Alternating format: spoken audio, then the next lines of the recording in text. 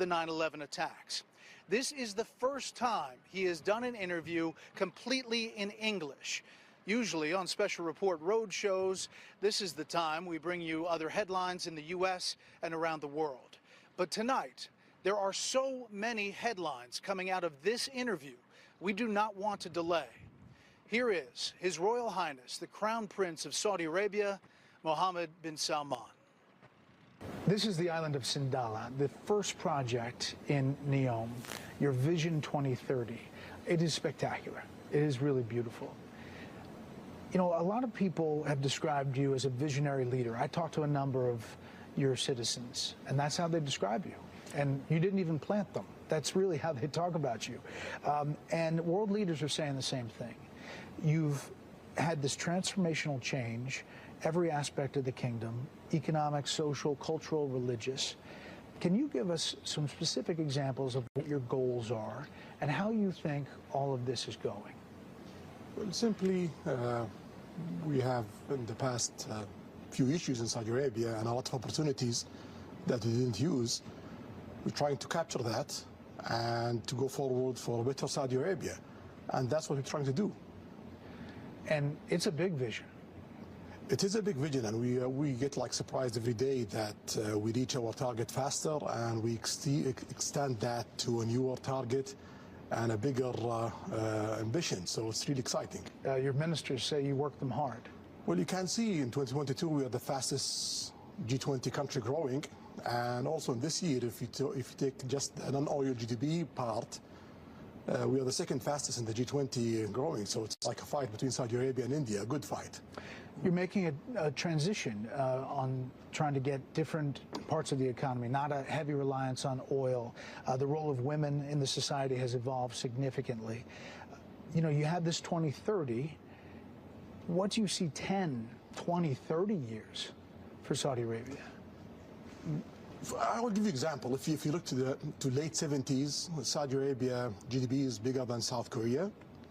And now South Korea, I think it's the 10th or 11th largest GDP in the world in 2016. And in 2016, we are number 20. So that's a shame.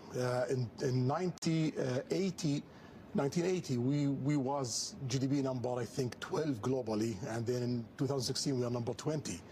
So we believe if Saudi Arabia and really the perfect track, since that time, we will be among the top 7 GDP globally. I'm trying to get Saudi Arabia back on the right track. You're a data guy. We can see today. Today we are the largest, number 17 ranked as the largest GDP in the world, but in G20 we are almost ranked number 15 from 20 in just a few years. The G20, you just mentioned it. You really have become a big player on the world stage, and that G20 rail and ports deal connecting Europe, the Gulf nations, and India, why is that such a big deal? Logistics is important. If you want to manufacture in your country, if you want to move goods, it's important to have a good logistic plan. You work it with many countries, many regions, to be sure that goods pass in the right time. For example, that project will cut the time of goods from India to Europe by 3 to 6 days. Cut time, save money, and it's more safer, more efficient. So why not? And it's not about only moving goods and railways and ports. It's also about linking grids, energy grids, data, cables, and other stuff will benefit Europe, Middle East, and also India. And most of these energy, all of these energy going to be a green energy that's going to be produced in the Middle East and being exported to Europe and India. So it's a big deal for us and for Europe and for India. Also mentioned in this deal is Israel. What would it take for you to agree to normalize relations with Israel? Well, there is approach from President Biden administration to get to that point. For us, the Palestinian issue is very important. We need to solve that part, and we have a good negotiations continue till now. We gotta see where it will go. We hope that it will reach a place that it will ease the life of the Palestinians and get Israel back, as a player in Middle East. There were reports that you had suspended talks. No, that's not true. Not true. So you think, if you were to characterize it, are you close? Every day we get closer. It seems it's for the first time a real one, serious. We're going to see how it goes. Can you make a deal with Israeli Prime Minister Benjamin Netanyahu? Is that somebody you can deal with? Well, in Saudi Arabia policy, we don't interfere of who's running each country, who's there. We work with him. Now we don't have a relation with Israel, but if Biden administration succeeded to make, I believe, the biggest historical deal since the end of the Cold War, then we're going to start a relationship, and that relationship gonna be continuous regardless of who's running Israel. So, I mean, he's 73, you're 38, but you think maybe there's a chance that you could deal with him? If we have a breakthrough of reaching a deal that give the Palestinians their needs and make the region come, we're gonna work with whoever's there. Not to go too far, but the concessions Israel would have to give the Palestinians, what would that look like? That's part of the negotiation. Okay. Yeah, I don't want to describe things because I want to see really a good life for the Palestinians. So I want just to continue the negotiation with the Biden administration to be sure. Well, on the U.S. side, would there be a defense pact maybe between the Saudi Arabia and the United States? And what would it look like? Article 5 in NATO? Yeah, first of all, we have some sort of that in the past 80 years. We are the biggest buyer from American armament manufacturing. I believe Saudi Arabia alone is bigger than the next 5 buyers from America. So Saudi Arabia is critical in your armament import economically. And we have a lot of security military ties that really strengthen the position of Saudi Arabia in Middle East and strengthening the position of America globally, especially in Middle East. You don't want that to be shifted. You don't want to see Saudi Arabia shifting their armament from America to other place. So that document, it will strengthen that. It will strengthen the interest of America, security interest, military interest, and also economic interest. And also it will save effort and headache from the Saudi side of not switching to other places. You know, there are many people who wonder why you first normalized relations with Iran, a longtime enemy who back in 2017 attacked your oil facilities, but yet not yet Israel. Can you explain that? Based on situation and politics. So we have a long fight with Iran since '79. We don't want to be that the norm in the Middle East. If there is opportunity to shift that and to go to prosperity and interest and working with Iran and working with the other Middle Eastern, bringing Iran to work with the Arab world, with the Middle East, why not? So the Iranian reached to the Iraqis in 2020. The Iraqis talk to us. They start to do that kind of negotiation.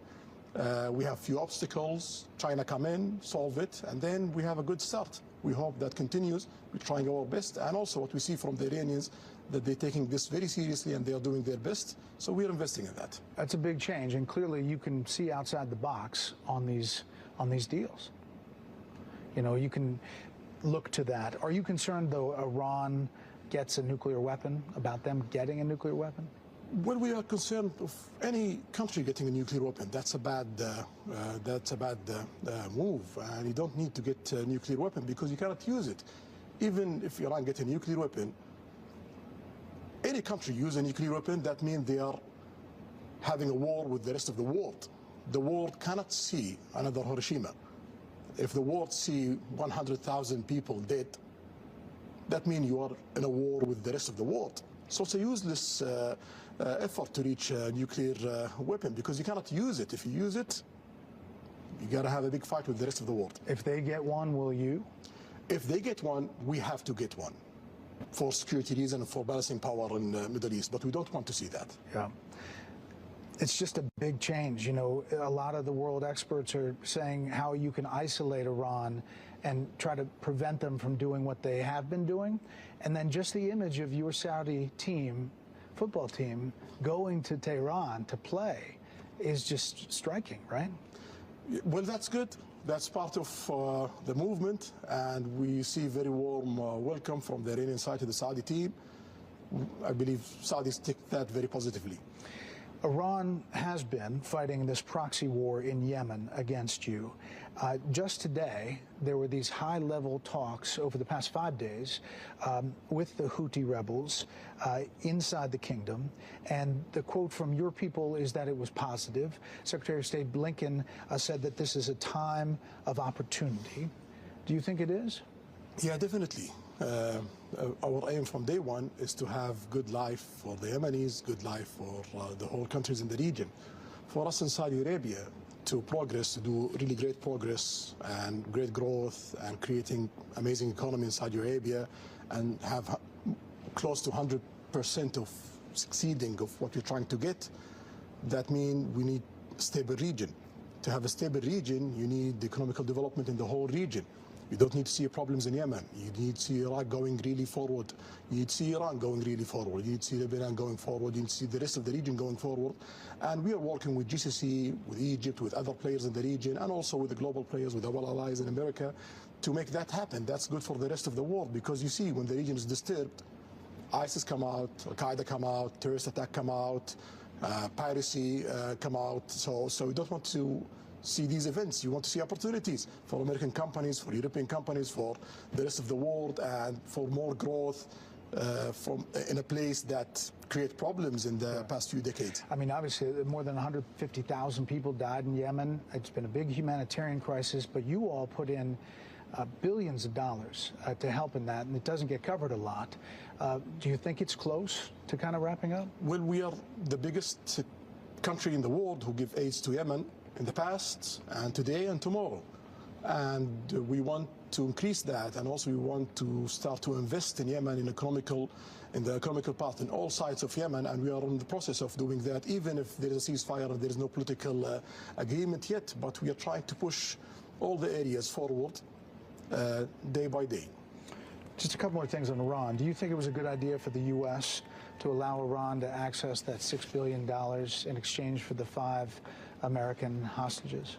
You know, you cannot say it's a bad or a good policy, but what I would say that it's a step. I hope that the Iranians show that getting that $6 million and getting those American backs, it's worth the effort, because that will encourage the world to do more. You mentioned China brokering that normalization with Iran. That surprised some folks. Why choose China in that role? We didn't choose China. China chose you. China chose to be a broker to make that happen. There are signs of change. Obviously, the renewal of relations with Iran, brokered by China, possibly joining BRIC. China's a big component of that. Is the kingdom reevaluating its security partnerships, kind of trying to think of different ways to do it? No, BRICS is not about political alignments. So if you look at the G20, you have like 2 groups inside the G20. You have the G7 and you have BRICS inside G20.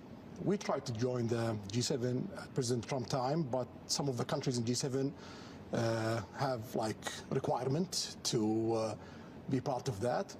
And we are seeing that if we continue for 1 decade without being part of group inside the G20, that could really create obstacles for us economically. So BRICS is an option. They invite us, and we welcome that. And BRICS is not a group against America or the West. You have a lot of allies in BRICS. You have India, you have Brazil, and you have South Africa. Those are also as your allies. You talked to all these world leaders. I mean, you talked to all of them. And when was the last time you talked to President Xi? Something around, I'm not sure, You've talked to him 4 months. Yeah, we talk a lot every year. Yeah. How do you see him? What's he like? Well, he's trying to do the best for China, and he has all the right to do that. He's a leader of a country, and he wants his country to succeed and to grow, and he have more than 1 billion people. You don't need to see China failing. If you see China failing, it's around 13-14% of the world GDP, and it's around 15 to 20% of the world population. If that country falls, everyone on the planet falls, even America. Yeah. You know, obviously there's a lot of concern in the U.S. about Taiwan. As you know, President Xi, when it comes to that issue, what do you think his vision 2030 is? We announced our policy in that. We believe in one China, and I believe so is America believing in that. There is few arrangement there. I believe the Chinese is respecting that till now, and we're going to look forward how it goes. What about Russia? You deal with President Putin. What's your thought about Russia inside Ukraine? What's happening there, it's something bad. We don't want to see it. Invading a country, it's something against the rules of the UN. And the Saudi vote against that. The Russians have their excuse of why they did that, of expanding the NATO, etc., of their lists of excuses. But invading a country is really bad. In Saudi Arabia, we have a good relation with Russia, and also we have a good relation with Ukraine.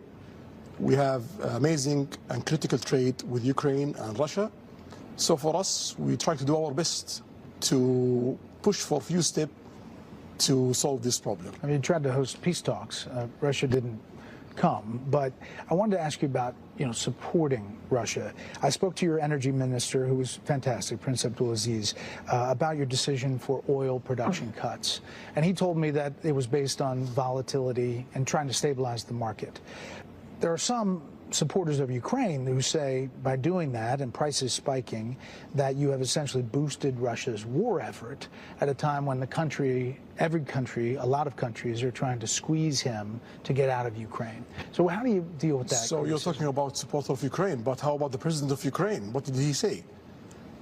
He said totally something against that. He says Saudi Arabia is supporting Ukraine, supporting to solve the problem between Ukraine and Russia and trying to be a mediator to help in that area. And if we are doing a deal in OPEC Plus country to support Russia, Iran is part of the OPEC Plus country, and at that time Iran was our enemy. We don't have that alliance that we have today. So are we supporting Iran at that time? That doesn't make any sense. For us in Saudi Arabia, we just watch supply, demand. If there is shortage of supply, our role in OPEC Plus is to fill that shortage. If there is oversupply, our role in OPEC Plus to measure that for the stability of the market. So it doesn't have anything other than No, that. it's purely about demand supply. It is coming up on the 5-year anniversary of the brutal murder of journalist Jamal Khashoggi in your consulate in Turkey. U.S. intelligence pointed to you as ordering that attack. I've heard you address this several times, saying you didn't order the murder, saying it was horrible and a mistake, and that as a leader you take a responsibility as a leader of the country. But 5 years later, what do you tell people in the U.S. who still have concerns, and journalists maybe around the world, and maybe potential tourists who would come here to Sindala, that they wonder if anything changed or if it could happen again? Well, we take all the legal measurement that any country took, like when America have mistakes in Iraq, they do investigation, trial, etc. We did that in Saudi Arabia, and the case being closed. And also we try to reform the security system to be sure that these kind of mistakes doesn't happen again. And we can see in the past 5 years, nothing of those things happen. It's not part of what Saudi Arabia do. In the last 100 years. It was a mistake, it was painful, and we are trying our best to be sure that we reform our system to work by the book and to be sure that everyone is safe, not in Saudi, in the whole globe. Did anyone involved in the killing serve jail time? Yes. Anyone involved is serving jail time. You have to face the law. And you're trying to change the law broadly to make sentences more realistic? More realistic for us as Saudi, not for foreign people. But we believe today it's far away from realistic for us as Saudi. So we are not proud of all of our laws in Saudi Arabia. There was this AP Associated Press article that just came out a couple weeks ago with the headline that said, Saudi man receives death penalty for posts online, latest case in wide-ranging crackdown on dissent. I guess dealing with his posts on X, formerly Twitter. So one, is that true? And two, are you changing that aspect? Yeah, shamefully it's true. So it's something I don't like. Can't you change that? We are doing our best to do that. We already add a few laws. We changed tens of laws in Saudi Arabia, and the list have more than 1,000 items. And in the cabinet, I have only 150 lawyers. So I'm trying to prioritize the change day by day. But we are not happy with that. We are ashamed of that. But the judicial system have to follow the laws, and I cannot tell the judge that do that and ignore the law, because that's against the rule of law. But do we have bad laws? Yes. Are we changing that? Yes. Do you think that guy's going to get killed for the post? Well, I believe there's few steps in the trials. I'm hoping that in the next phase of trials, the judge there is more experienced, and they might look at it totally different. Recently in the U.S., we remembered the 22nd anniversary of the 9/11 attacks. As you know, 15 of the 19 hijackers were Saudis. And the 9/11 victims' families, you know, they make their feelings clear, especially around the anniversary, that they believe there's intelligence that somehow links the Saudi government to supporting or facilitating those hijackers. What do you say to those 9/11 families 22 years later? Well, I'm very sorry that anyone loses any one of his family. No one wants to lose his family, especially in a way like that. Yes, there's 15 Saudi in that being planned by Osama bin Laden. That's well known. Osama bin Laden being planned also a lot of attacks in Saudi Arabia. So it doesn't make any sense that we work with the guy who's doing terrorist attack in Saudi Arabia in the 90s, and after that, and killing Saudis and foreign people at that time in Saudi Arabia. He's our enemy, and he's the American enemy. The main attempt for Osama bin Laden, and that's by the reports, the main attempt of Osama bin Laden is to recruit as much as he can, Saudis, to be sure that he create a problem between America and Saudi Arabia. So if people in America fall to that, that means Osama bin Laden succeeded in his plan. You're credited with going after extremists, jihadi extremism in the country. Is that still happening? The country was conservative before, and it's not only Saudi Arabia was conservative, even America was conservative before. Time change, and reforms comes, and that's what's happening in Saudi Arabia. After the Khashoggi killing, President Biden called Saudi a pariah nation. Then he visited here and he had the closed fist, the fist pump. Then it's an open hand recently at the G20 with a handshake and a smile, thanking you for your leadership. It's fair to say the U.S. relationship with Saudi is complicated.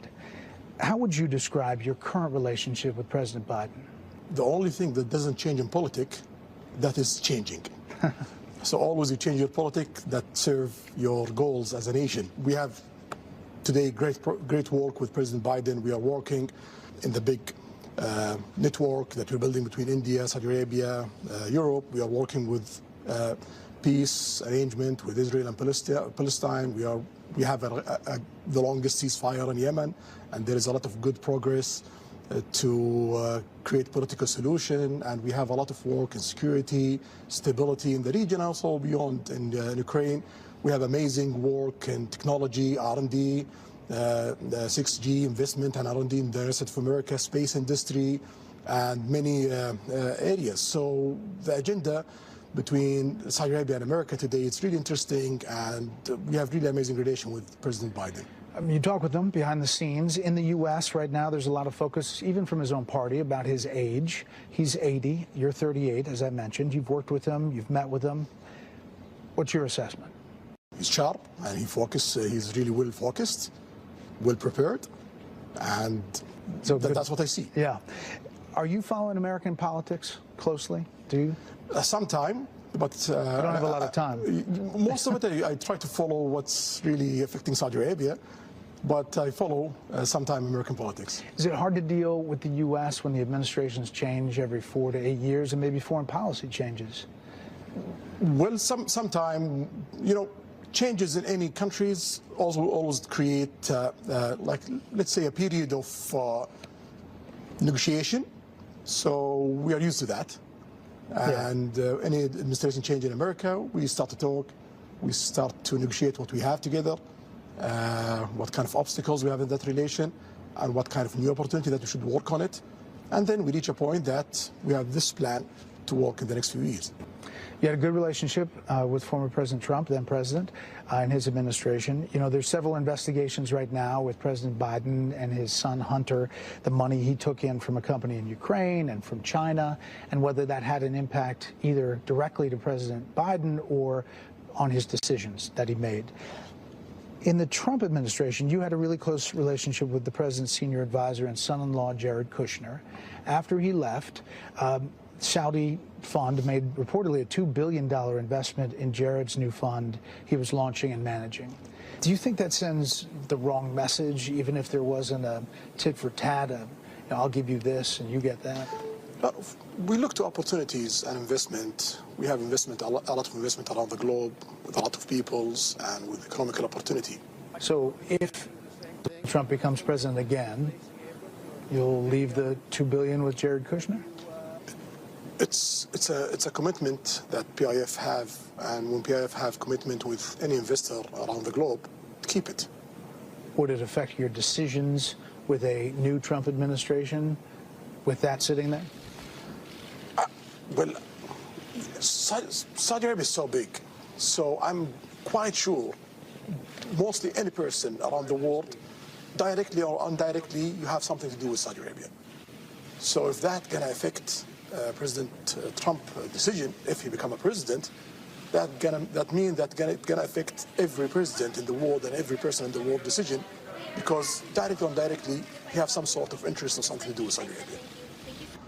Well, there you go. The other question I wanted to ask you is, you're a sports fan. Yes, definitely. Where were you when Saudi beat Argentina in the World Cup, and what was your reaction? I was with my family, my brothers, their wives, their kids, watching the game. And actually, we just want to get out from this game with no humiliation. We get surprised. I mean, it fired up people here. I talked to a ton of them, and they were really excited. Do you think football, soccer in the U.S., is changing the dynamic here, that it's almost another national identity? Well, when we want to diversify our economy, you have to work in all sectors. Mining, infrastructure, manufacturing, transportation, logistics, all that is. And part of it is tourism. And if you want to have tourism, you need to develop your culture sector, your entertainment sector, and your sports sectors, because you need to create a calendar. And we can see tourism used to participate in Saudi Arabia GDP by 3%. Today it's 7%. Sport, it used to participate in Saudi GDP by 0.4%. Today it's 1.5%. So it's economical growth, it's jobs, it's a calendar, it's entertainment, it's tourism. And you can see we are now ranked #1 in Middle East. 6 years ago, we are not even in the top 10 list in the Middle East. And we are now, in 2022, we are number 10th of global visit globally. So that's a really great success. We are aiming to get above 100 million visits in 2030, maybe 150. Last year, we reached almost 40 million visits from Saudi Arabia and globally. So it seems that we are going there. Yeah. Your tourism minister says you keep on setting a new goal. Because we reached the goal that we set very fast. Yeah. You are spending a ton on sports, a lot of money. Big names that people are very familiar with, big teams, big facilities. What do you say to the people who charge that that's part of sports washing, that you're trying to use all of that to somehow improve or somehow affect your image in the world? Well, if it's sport washing going to increase my GDP by 1%, and then I will continue doing sport washing. You're okay with that term? I don't care. I have 1% growth of GDP from sport, and I'm aiming for another 1.5%. Call it whatever you want. We're going to get that 1.5%. Are you a golfer? I'm a beginner, not good. So You don't have a lot of time to practice.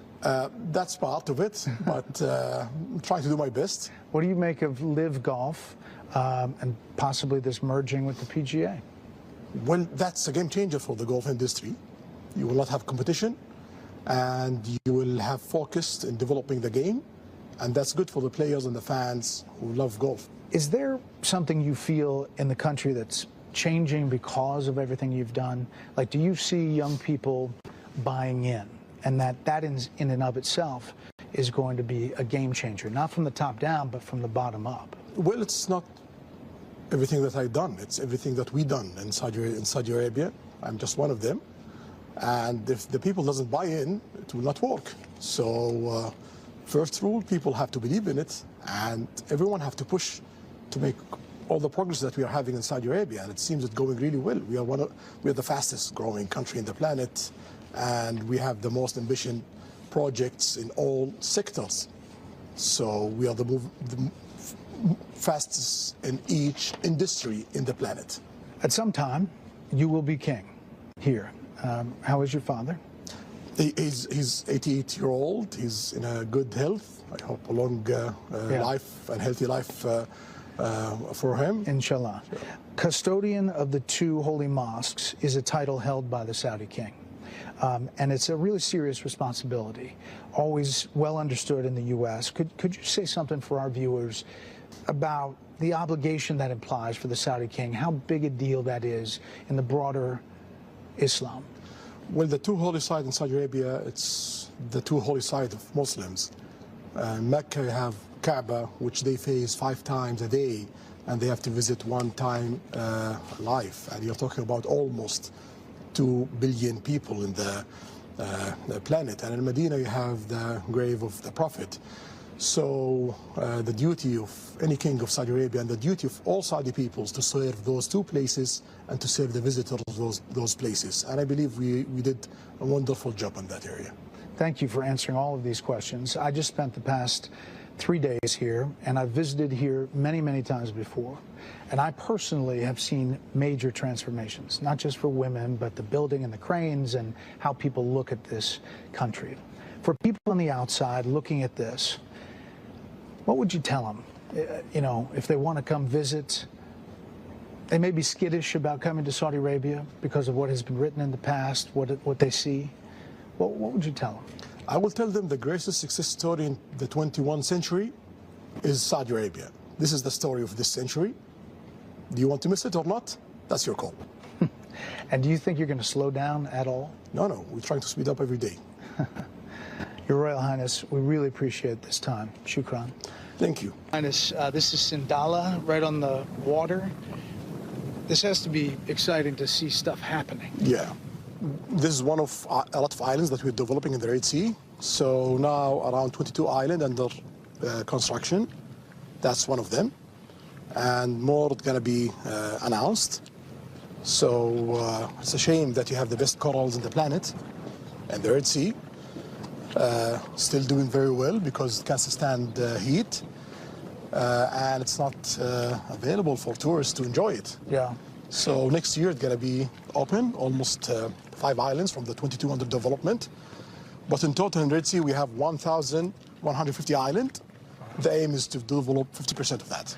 I guarantee you the world does not know you have all these places. Not only that, a snow mountain. It's very close from here. We are hosting the Asian Winter Games in 29 in Saudi. Yeah, that's something got to change. What's Saudi? Saudi's not about just desert. You have forest in it, you have valleys, oases, tropical islands, mountain islands, sandy islands, corals, and you have snow. Yeah. So what do you do to blow off steam? When you want to relax, like what do you have fun doing? Video games. Oh, what's that? Video games. Video games. You're a big gamer. Since I'm a kid, I love it. Really? Yeah, it disconnects me from reality. So, and there's a big video game part of your ministry, right? There's out of sports? Esports is one of the most important things happening globally. It's the most one of the most growing industry in the planet. It grows by 30% every year. So the return of PIF investment, every year we have 15 to 25% of profit. So it's really amazing, and we don't want to miss that. Yeah. When you see... It's like beating Hollywood today. So one of the streamer on eSport, he have more than 2 billion views, more than the biggest Hollywood movie. It's amazing. So it's serious. And you, to blow off steam, to do something, you get on a video game? Get on it with my kids or my friend and just disconnect for a few hours. And if you're outside, what are you, a hiker? Hiker, diver, enjoying nature. That's the most thing I do outside. Golfer? This is a Robert Trent Jones Jr. golf course. Well, there's a lot of small things like golf, paddle, soccer, basketball, whatever, but the main thing is hiking and diving. So the handicap, is it... Handicap plus 36. Horrible. That's what handicaps are for. Yeah. What are you looking forward to coming up? I mean, every day is something big for you, listening to your ministers. What are you looking to the next thing? So today we are trying to close a few things that we are aiming to close it the first half of 2024. And then we're going to shift to implementation and starting preparation for Vision 2040 and announcing Vision 2040 in 2027, 2028. So that's the main thing that we are focusing on. And do you think that the perception of Saudi is changing? Do you sense that? Well, I hope that's happening. But for us in Saudi Arabia, we don't look at that. For us in Saudi Arabia, when we do change, we look to our needs, to our people needs, and to our economy needs. If it changed perspective positively, great. Yeah. We really appreciate the time. Shukran. And we look forward to seeing where Saudi Arabia is by 2030 and beyond. Thank you. Thank you, sir.